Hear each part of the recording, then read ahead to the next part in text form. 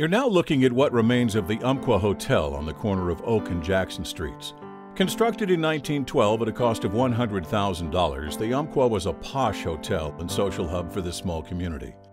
The building stood 6 floors tall, including the basement, with 116 rooms and 12 apartments. The hotel also featured a dining room, coffee shop, ballroom, nightclub, an assortment of small businesses in the lobby area of the main floor.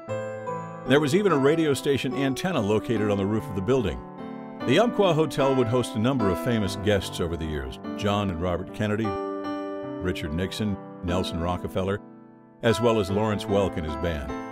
And on the evening of Thursday, August 6, 1959, the Umpqua Hotel would provide lodging for a man named George Rutherford, truck driver for the Pacific Powder Company out of Tenino, Washington. His name was about to be added to the history books. Rutherford parked his rig next to Garrettson Building Supply around 8:30 that night. He walked 3 blocks and checked into the Umpqua Hotel for the night, leaving his vehicle and its dangerous cargo unattended. News reports suggest that Rutherford was anything but relaxed that evening, pacing the floor of his room, and with good reason. The plant superintendent at Pacific Powder Company, Rutherford's employer, had received a warning earlier that same week from a safety inspector with the Interstate Commerce Commission. The inspector had pointed out a regulation against leaving any explosives truck locked and unattended while parked in a congested area. Rutherford and his superintendent were well aware of the rule when he left for Roseburg earlier that day. But they failed to secure a proper parking place for the truck, knowing full well that Rutherford would not be able to make his deliveries upon arriving in town. The explosives, to be used for road construction along the North Umpqua River east of town, would be delivered early the next morning. All he could do now was wait. Rutherford walked down to Garrettson's around 11 o'clock that night to make sure his truck and cargo were all right. Satisfied that everything was okay, he returned to the Umpqua Hotel for some much-needed sleep. He wouldn't rest long.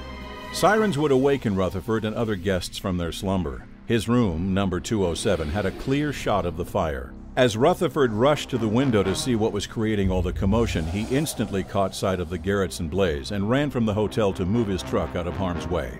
But it was already too late. A block or so from the fire, the explosion hit, slamming Rutherford to the street.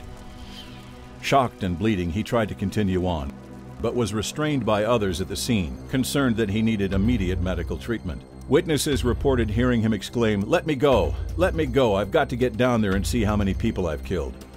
Rutherford would spend 2 days in the hospital before being released. Although he would return to work for the Pacific Powder Company, his truck driving days were over. The Umpqua Hotel sustained heavy damage as a result of the blast, totaling close to $500,000.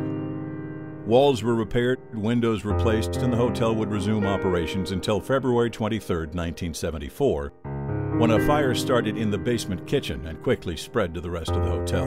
Although no one was seriously injured in the blaze, the building was a total disaster.